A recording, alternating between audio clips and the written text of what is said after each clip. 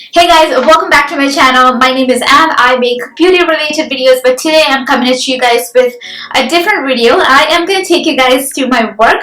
I'm a registered nurse by profession and I work in the emergency department, and I'm super proud to be a nurse and I love my job. So I'm going to give you a little idea of what a typical day looks like in the emergency department, and also give a little idea to the public about what nurses do and how important it is to be nice to your nurses, because we do care about you. If you want to know how my day looked like, then please keep watching.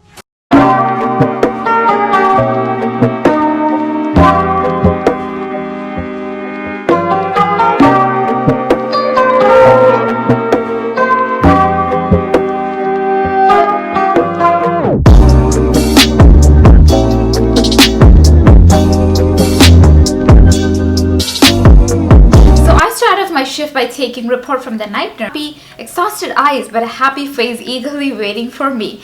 Shift report starts anywhere from 5 to 10 minutes depending on the acuity of the patient. I like to start my shift by doing some cleaning, some tidying my desk, checking for my base for oxygen suction and all that, filling some water in my water bottle and getting into my computer and start logging in.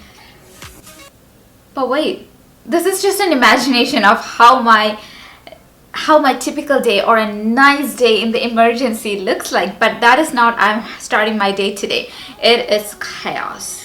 I am starting off my day with four patients. We are supposed to get 4 patients for one nurse, which is considered to be safe, but that doesn't happen all the time. I always have 5 patients nurse ratio, 5:1 ratio, and every time in the emergency department. I also had days where I had 6 patients for one nurse. Yes. Okay, so I have a patient with acute onset of confusion in the department for 10 hours, has been restrained 4-point, still acutely confused, and she is trying to climb out of the bed and all that, even with that restraint on. For the second patient, I have a patient coming up with tachycardia, tachypnea, diaphoretic pale, has a fever of 39.5. This patient needs to be checked in right away. My third patient has been here already for a few hours now. He has been admitted with seizures, and I heard that he's been seizing, having some absent seizures a couple of times during the night. So I should be a little bit more proactive and maybe get an Ativan or something in case if he seizes again. As I said, my 4th bed is empty, and I also have a hallway patient who is also confused with UTI, and she is 88 years old. So I'm having a pretty heavy log today, 4:1, but can change to 5:1 any single moment. Which one would you see first? I want to know in the comment section below. If you're a nurse, use your critical thinking and let me know which patient you would see first. Alright, so let's go on with that day. I decided to check in my new patient who looks septic with a high fever of 39.5. He is tachycardic, which means increased heart rate, tachypneic, which means increased respirations, and also normal blood pressure at this. The goal for treating this patient for me would be doing some lab works before the patient before the ERP, aka emergency physician, comes in and see the patient, and also start a large bore IV, give him some fluids, listen to his chest, and do a quick examination to see what's going on with the patient. And also I have to assume that there is a source of infection that is causing the septic picture. So that would be the doctor's thing to find out where the source of infection is from. But it is also the job of the nurse to help the doctor with assessments and stuff like that. So this patient would for sure go for a chest x-ray, and also we'll have to test his urine to see if there is a urine infection that could lead to a urosepsis, or like a pneumonia or something that could lead to pneumosepsis if he is progressing bad, right? So I'm thinking a whole bunch of things at this time while I'm looking at this patient walking into the room. I also gave him a Tylenol, 1 gram of Tylenol, started him on some fluids, got some labs ordered before the doctor even see the patient, chest x-ray ordered, so that we have everything to go before the doctor see him. I'm also anticipating him to be treated with broad spectrum antibiotics since he's having showing a septic picture. So now I got my patient settled in room. It took almost an hour for me to do that, 45 minutes to an hour for me to do all of this. And then I'm running to my patient who is being acutely confused for 10 hours now. And now I'm getting ready to run towards my acutely confused patient, and guess what?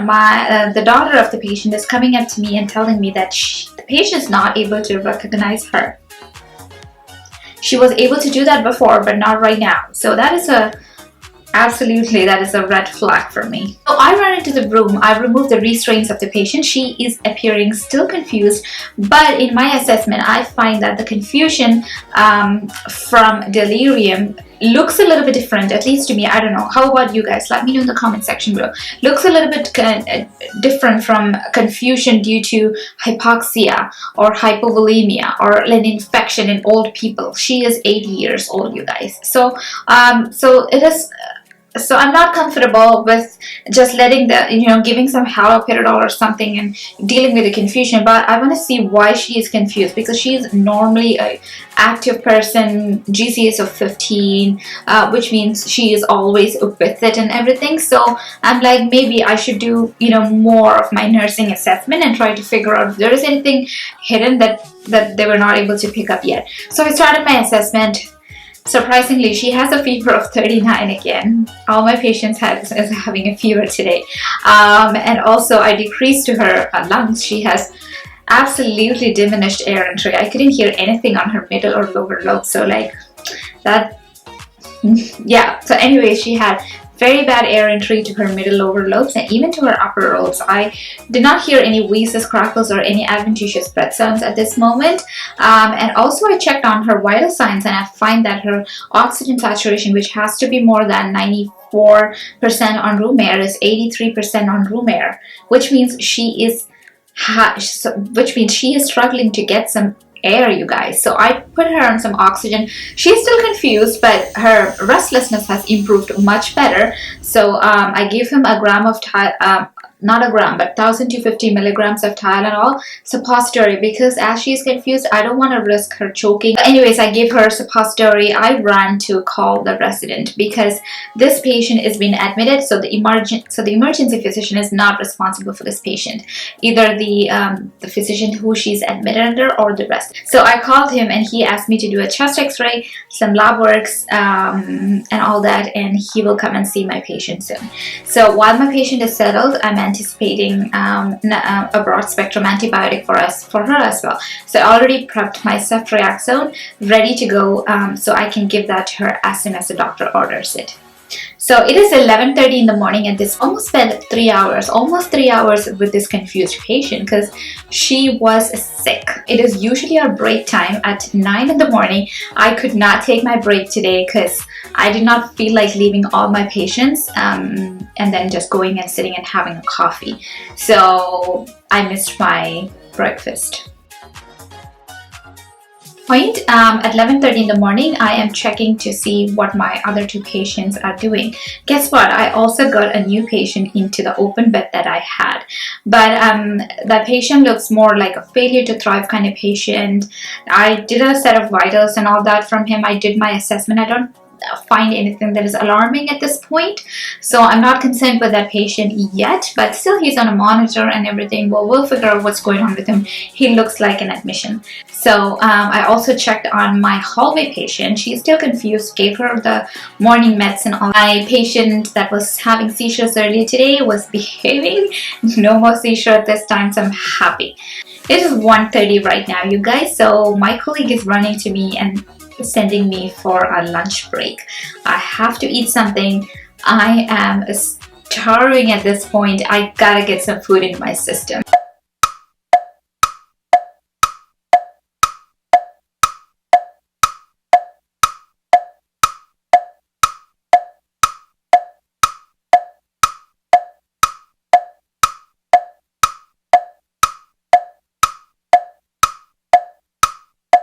As soon as I walked back to the emergency department, I heard this. Code blue, room 305. Code blue, room 305. Code blue, room 305. So when there is a code blue that happens in emergency in anywhere in the hospital, there is a code blue team that responds to it, and that also include the trauma nurse from the emergency department and also the emergency physician. What does that mean? That means emergency department is backed up right now. And also any patient that is coming into the acute beds need to be assessed by the nurse, and the nurse has to be proactive enough to start any interventions that would keep the patient stable until the emergency physician is back. So it is 1600 at this time, which means 4 p.m. It is almost supper time, and I'm so ready to have my supper. I was about to sit, and guess what? My patient was having seizures earlier today, started to have a seizure. He is having an absent seizure that lasted for 30 seconds, and he did that 3 times. So I rang the call bell for help. So there are some awesome nurses coming to help me here. So that is another thing of the emergency department. We help each other a lot, and teamwork is the key. You cannot work by yourself. You cannot think that you are a superhero and you're going to do everything by yourself, and that's not going to happen. Even if you think that way, it's going to change within few hours, because you need help. And the nurses that I work with are very good. They're awesome. They're superheroes. We love working together as a team, and we take constructive criticisms and everything. So it's amazing to have a very good team. So we gave him 2 milligrams of Ativan.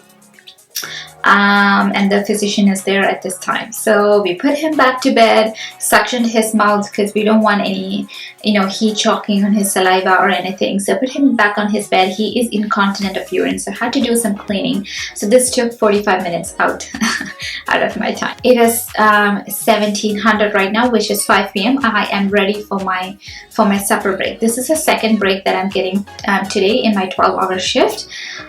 I know we usually get half an hour break in the morning, and then half an hour break for the lunchtime, a 15-minute break, like a coffee break, and then the supper break. So I missed 2 breaks today, and then I'm going for my supper break, but I might as well extend my break to 45 minutes so that I can take my coffee and my supper break together.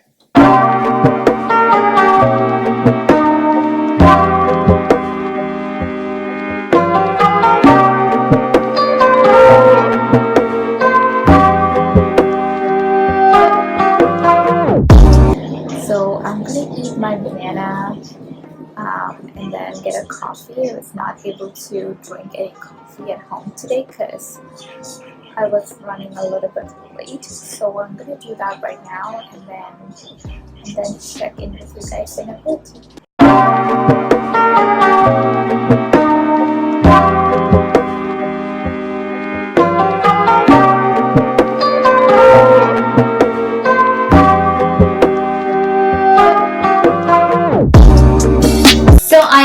Back, you guys. I feel so refreshed after having that coffee. I usually do not eat any supper. I go home, eat supper with my husband. My husband usually cooks food for me if I'm working. It's to have him in my life. Anyways, so I'm gonna have I had my coffee, was a little breather, and it's almost 6 o'clock, so we got 1 more hour to go.